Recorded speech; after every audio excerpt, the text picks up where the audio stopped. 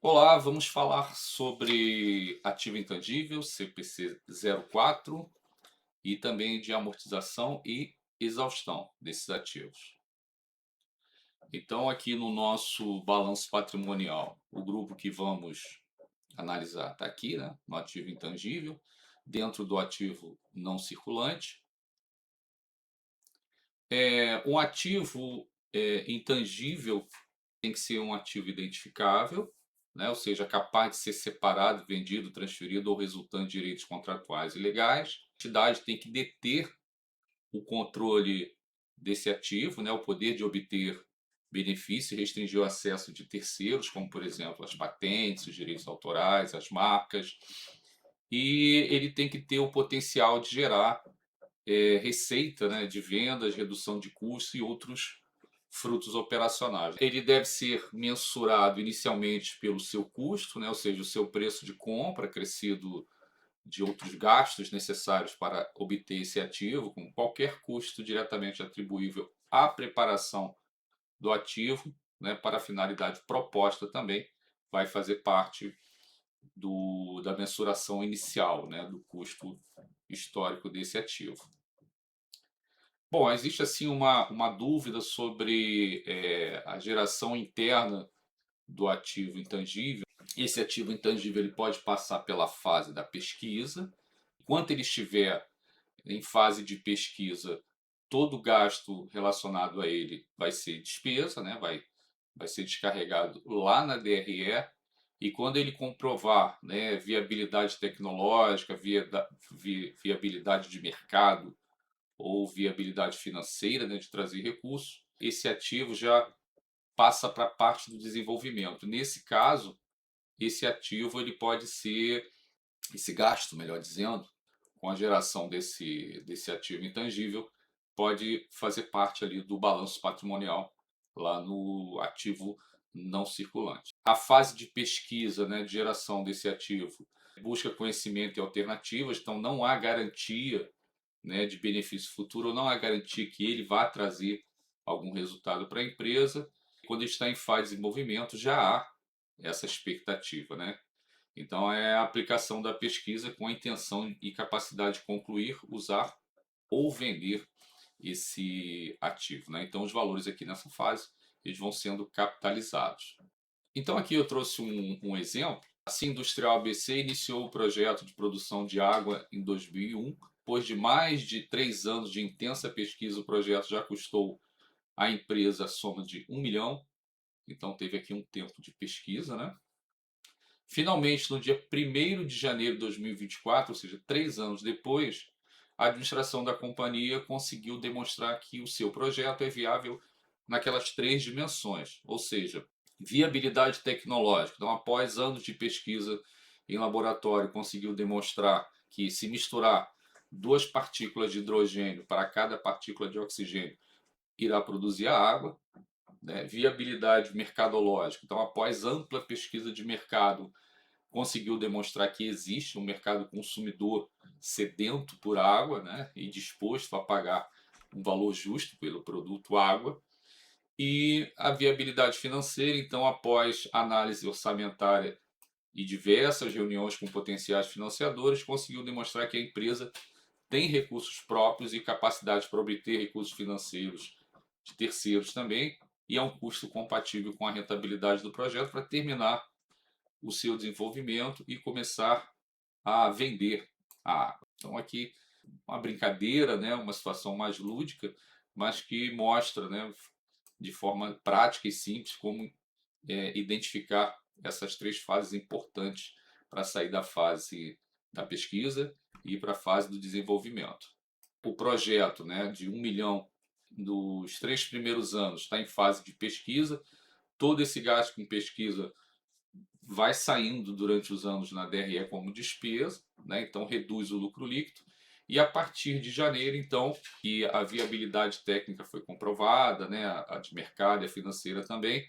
Então aqui se inicia, nesse momento, a fase do desenvolvimento, e aí esses gastos serão ativados como um ativo não circulante lá no subgrupo do intangível.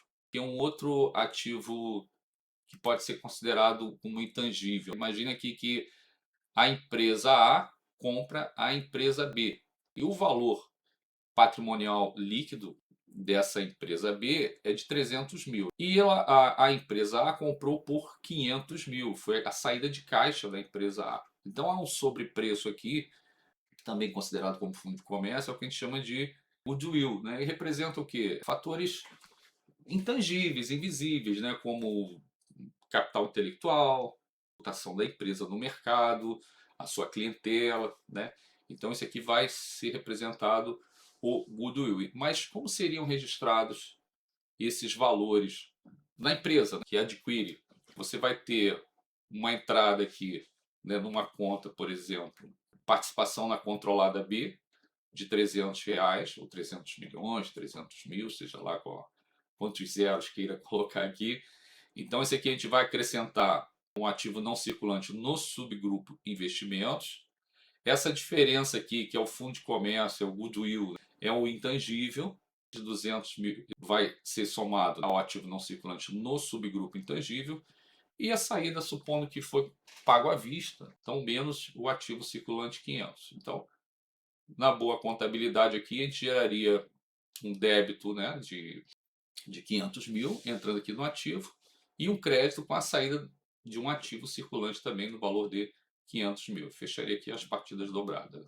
Marcas e patentes também é considerado um intangível. Então, o que representa ou representam as marcas e patentes? Então, são gastos com registro dessas marcas ou patentes, de invenções próprias ou ainda com a aquisição de direitos para uso de marcas, patentes, processo de fabricação, mediante contratos firmados. O proprietário, para ter exclusividade dessa marca, tem que fazer esse processo lá no Instituto Nacional de Propriedade Industrial, que é o INPI. Temos aqui outro exemplo de um intangível, marcas e patentes.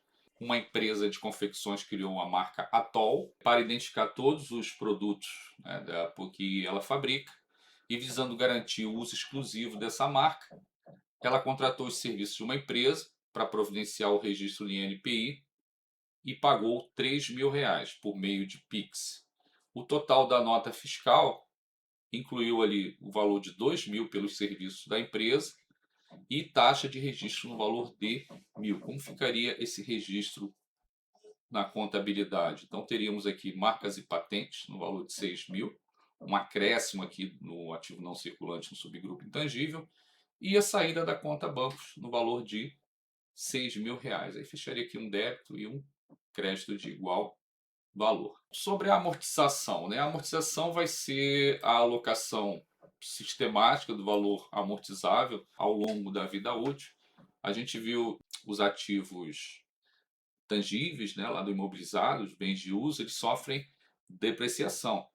E a depreciação é uma alocação sistemática também do reconhecimento do valor de perda desse ativo imobilizado.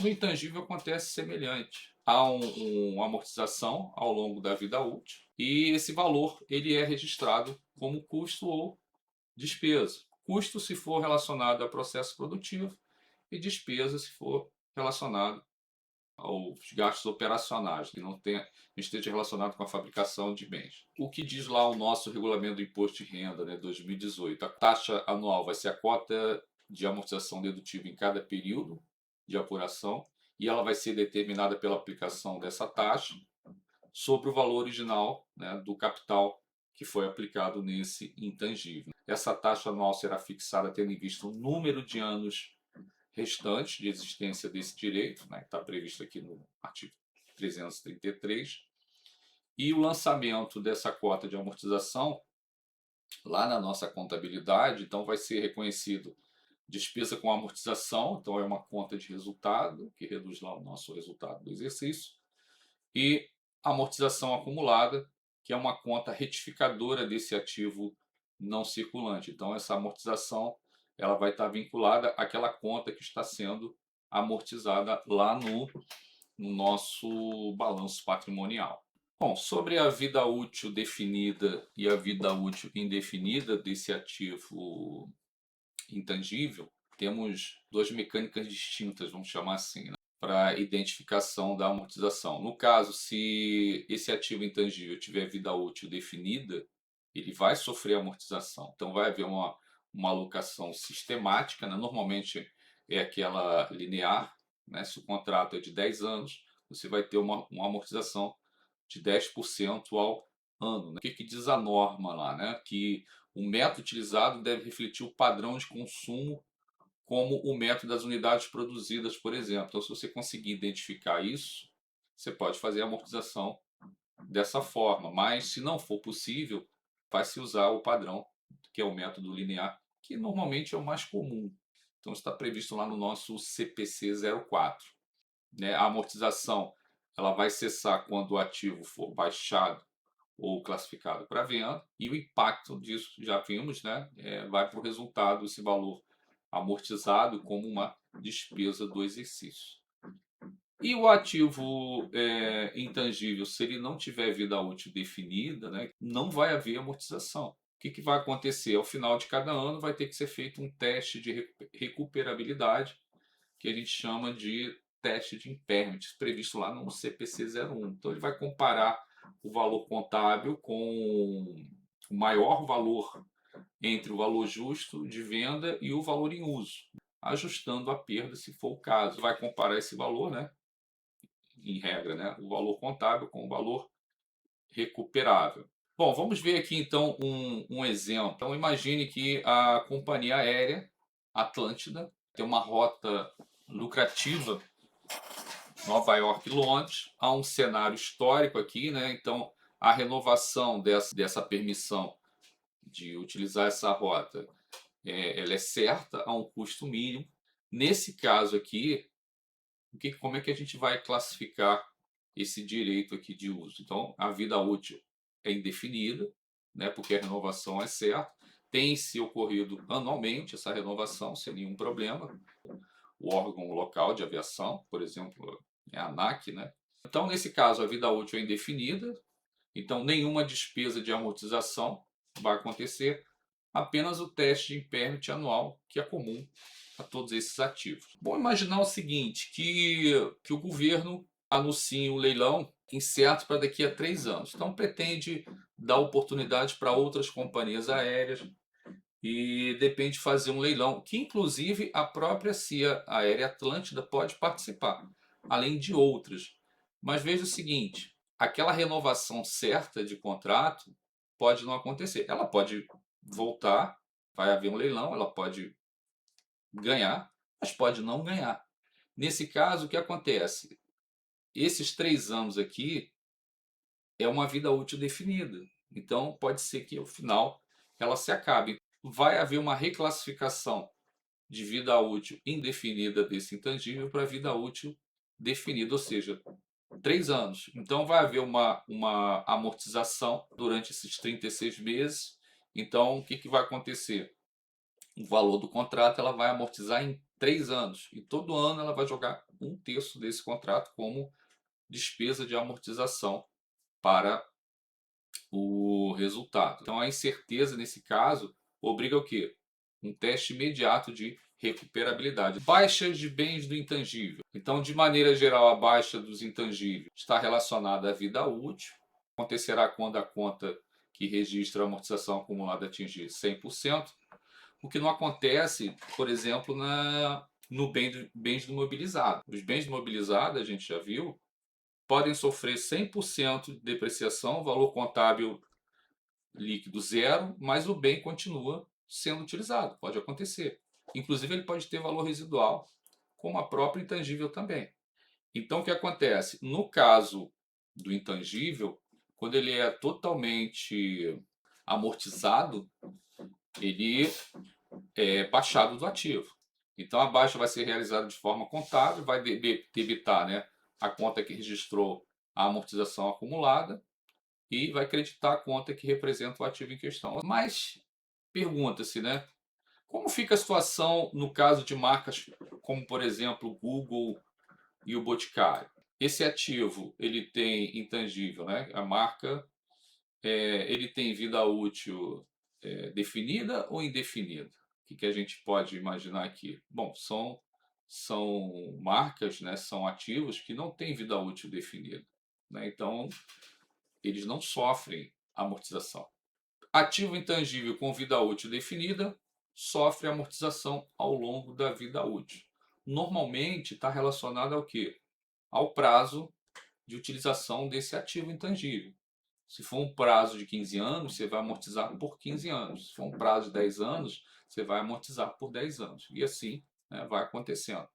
Se esse ativo intangível tiver vida útil indefinida, então não vai haver amortização, apenas o teste de recuperabilidade ou teste de impairment, como se fala, anualmente. Então, obrigatoriamente tem que se fazer esse teste aqui, no caso de vida útil indefinida. Bom, no caso de exaustão, vai ser a perda de valor decorrente de exploração física de direitos sobre recursos minerais e florestais. Também vai haver um reconhecimento da exaustão desses ativos, né? Ou seja, à medida que você vai extraindo, por exemplo, da jazida minérios, você está exaurindo essa fonte, você está tirando. Então, esse valor ele é reconhecido como despesa de exaustão e exaustão acumulada, como a gente viu com a depreciação e com a amortização. E normalmente como é feita essa métrica aqui, né? Como se calcula a taxa de exaustão?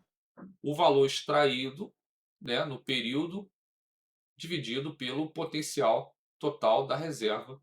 Bom, mas aí temos uma exceção, né, que nem tudo que está na floresta é exaustão ou intangível, né? Então, ativos biológicos, que, por exemplo, funcionam como fábrica de frutos, ou seja, plantas portadoras como seringueiras ou macieiras, essas foram reclassificadas para o CPC 27, né, que é o ativo imobilizado, sujeitos à depreciação. Então, separando árvore de fruto, né, conforme previu o CPC 29, que é o CPC que trata de ativos biológicos.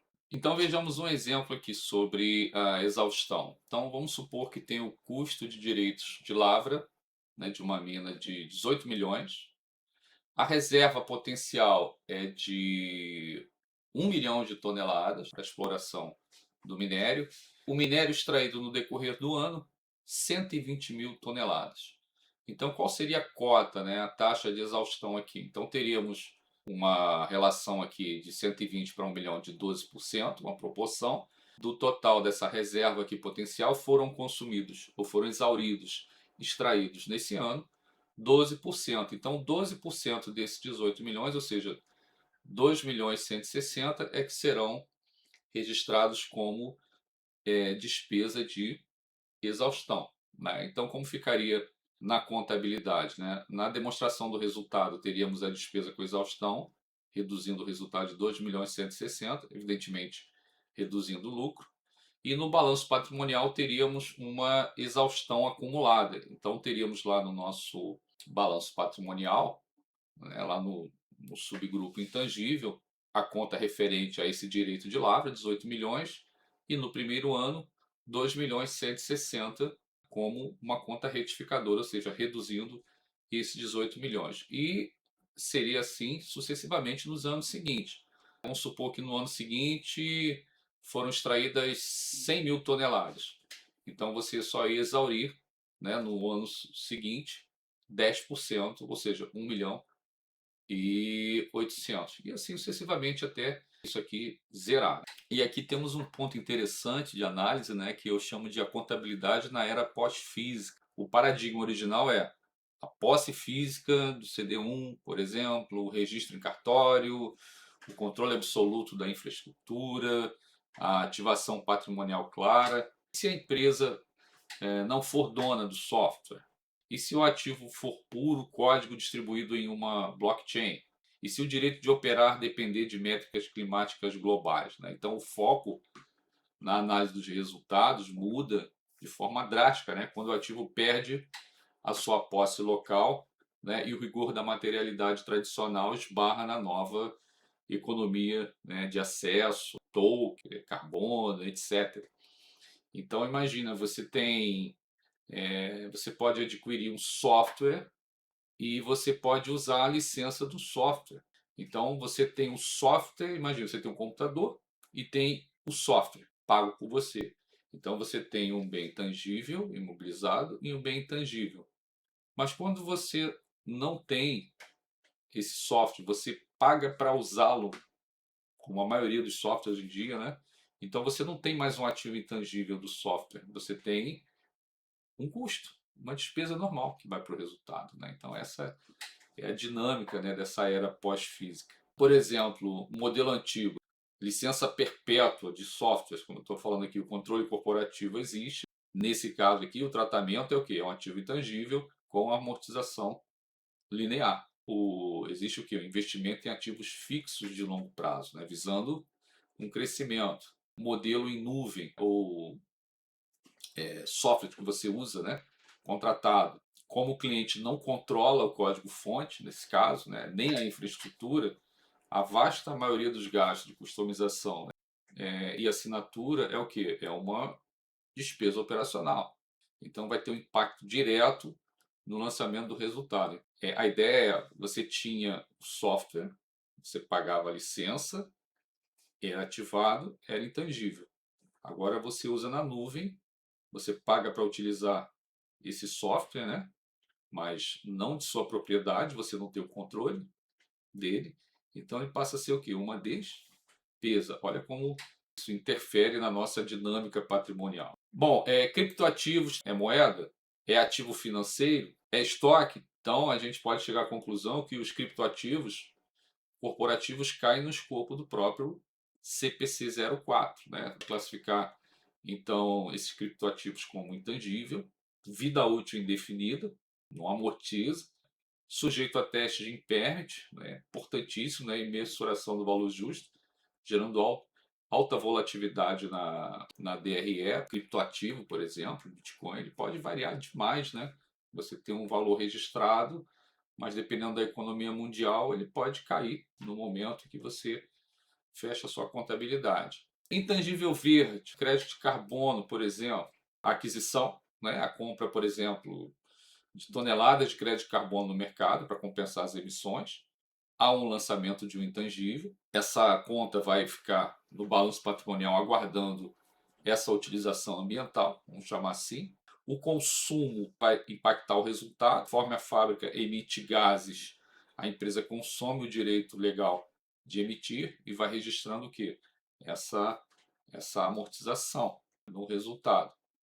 E o ativo intangível verde vai ser baixado para a DRE, no caso, como essa despesa operacional. Então, quanto mais ela polui, mais rápido o ativo evapora e vai corroer o lucro líquido, né? Vamos aqui então à correção de alguns exercícios. Vejamos. As contas computadores e periféricos, jazida de carvão e despesas com desenvolvimento de produtos estão sujeitas respectivamente a depreciação, exaustão e amortização. Leia com atenção as alternativas apresentadas e identifique a correta. Então a correta é a letra C. O valor referente à redução do valor dos elementos imobilizados deve ser registrado normalmente como depreciação. Leia atentamente e marque a alternativa correta. Então, o objetivo da exaustão é distribuir o custo relacionado aos recursos naturais durante o tempo em que eles forem extraídos, né? Então, essa aqui que está correta. Então, a questão 4. A sociedade empresária adquiriu o direito de uso de uma patente de 1.800.000, pagou 80% à vista e o restante em 31 de 2017. Para fim de registro contábil no ativo, o efeito do valor do dinheiro do tempo não foi considerado, então essa patente permite à sociedade empresária fabricar e comercializar durante 6 anos um produto exclusivo e de grande aceitação. Então, a projeção de produção e comercialização desse produto foi apresentada aqui a seguir, né? Nos 6 anos, temos aqui, né, a quantidade e o volume total. Então, nesse caso aqui, conforme está previsto lá no CPC 04, a gente tem como fazer essa amortização em função do volume produzido. Então, aqui nós temos, né, que a pergunta é: considerando apenas informações apresentadas, o valor contábil do grupo ativo não circulante no final do primeiro ano, então no final do primeiro ano a gente vai ter aqui, ó, no total de 1.200.000, né? Fabricação de 100 mil. Então, nós temos aqui, né, 1.800.000 vezes essa proporção, né, que dá um pouco menos de 10%, 150 mil. Então, 150 mil é o que vai ser amortizado aqui, e o ativo ele vai ficar com um valor líquido de 1.650.000. Se a gente fosse fazer, isso aqui já seria a resposta aqui, né, da letra C. Se a gente quisesse fazer para os demais anos, saber quanto seria a amortização para cada ano. Então, no segundo ano, por exemplo, né, foram fabricados 200 mil. Então, já temos uma outra proporção aqui. E aí, ao final do sexto ano, né, e utilização, a patente vai ter valor residual igual a zero. Uma empresa gasta 300 mil com o desenvolvimento de um produto novo a ser lançado no mercado. Tais gastos foram classificados no ativo não circulante intangível. A empresa estima que tal produto permanecerá à venda no mercado por um período superior a 10 anos. Qual a cota de amortização anual? Identifique as contas que seriam movimentadas. A cota seria de 10%, né? Se é em 10 anos, seria 10% ao ano. O valor é de 300 mil, então a cota anual de amortização, ou seja, será lançado ao resultado o valor de 30 mil. Então, 30 mil registra como despesa do resultado e a gente vai gerar uma amortização acumulada de 30 mil. De maneira geral, a norma contábil brasileira CPC 04 orienta que a baixa dos intangíveis acontecerá quando a conta que registra a amortização acumulada atingir 100% do valor. É o que a gente viu aqui nessa aula. A baixa será realizada de forma contábil, debitando-se a conta que registrou a amortização acumulada, ou seja, registrando uma despesa, e creditando-se a conta que representa o ativo em questão. Então, a gente vai registrar em amortização acumulada. Sobre esse contexto, um gestor ficou com a seguinte dúvida: como fica a situação no caso das marcas como, por exemplo, Google, Boticário, etc. Uma resposta bem completa aqui.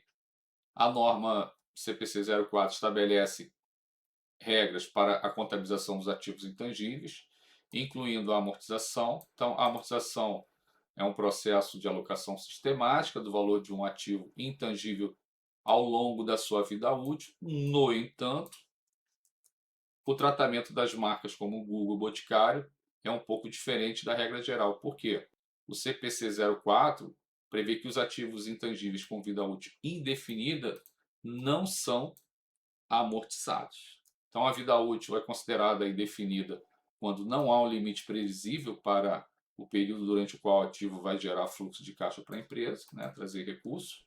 Então, marcas renomadas e bem estabelecidas, como Google, Boticário, se enquadram nessa categoria, né? Então, em vez de serem amortizadas, né, essas marcas são submetidas a teste de recuperabilidade, também conhecido como teste de impairment, anualmente ou sempre que houver indício de que seu valor possa ter desvalorizado ou diminuído. Geração interna de um ativo intangível. Empresa Indústria Biotech iniciou um projeto de pesquisa para desenvolver um novo biofertilizante. Nos primeiros 3 meses, foram realizados estudos exploratórios, testes iniciais e levantamento de dados. Após essa fase, a empresa desenvolveu um protótipo viável, com apoio técnico, capacidade de produção e viabilidade comercial que foram confirmados. Então, com base nessa situação, é possível reconhecer os gastos com esse projeto como ativo intangível. Quais os critérios devem ser atendidos para o reconhecimento do ativo intangível? Como devem ser tratados os gastos na fase da pesquisa? Então, a gente viu, né? Na fase da pesquisa, todo gasto é despesa, vai para o resultado. Só vai ser ativado, ou seja, só vai registrar como ativo intangível quando avançar para a fase do desenvolvimento. Então, sim, é possível reconhecer os gastos a partir da fase do desenvolvimento, após o terceiro mês, desde que sejam atendidos os critérios que estão lá no CPC 04, que a gente já comentou aqui na aula. Então, os critérios: viabilidade técnica, intenção de concluir, capacidade de uso e venda, geração de benefícios, ter recursos para tocar o negócio e a mensuração confiável desses gastos. Então, esses critérios foram atendidos na fase de desenvolvimento do biofertilizante. E a letra C, os gastos incorridos na fase de pesquisa inicial, né, devem ser reconhecidos como despesa, tá? Pois nessa fase ainda não se comprova os benefícios econômicos futuros prováveis. Ou seja, pode ser que funcione, pode ser que não funcione. E se não funcionar, né, vai ser abandonado e não vai gerar nenhum benefício econômico. Por isso que não vai poder ser um ativo. Concessão de exploração mineral. Então, a empresa mineradora Rio S.A.